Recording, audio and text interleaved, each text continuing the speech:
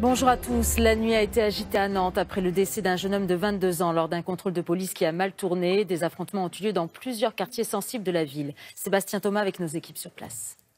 Comme cette annexe de la mairie de Nantes, plusieurs bâtiments ont été ravagés par les flammes dans 3 quartiers de la ville, et notamment au Dervalière. Une bibliothèque, une maison de la justice et des commerces ont été détruits, plusieurs voitures incendiées dans les environs. Ces violences ont été provoquées par un contrôle routier quelques heures plus tôt. Dans un autre quartier du nord-ouest de Nantes, réputé sensible, les CRS y patrouillaient depuis plusieurs jours.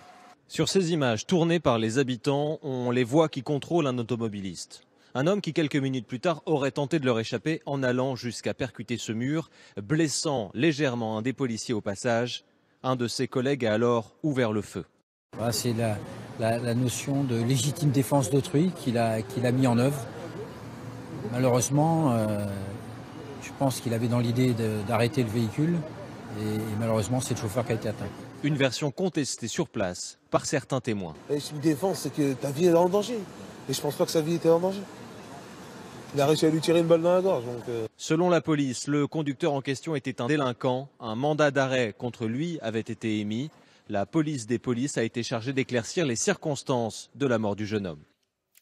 Et je vous propose de retrouver Pas comme le mat qui fait un dernier point sur la situation ce matin.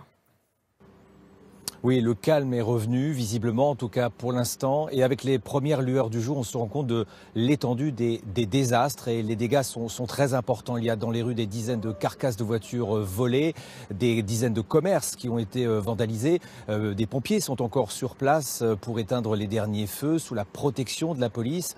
Et les habitants que nous avons rencontrés se rendent compte donc de ces saccages de la nuit. Ils se disent clairement choqués par la mort de ce jeune homme, mais aussi par l'étendue de la violence qui a continué jusqu'au milieu de la nuit. Comment lutter contre la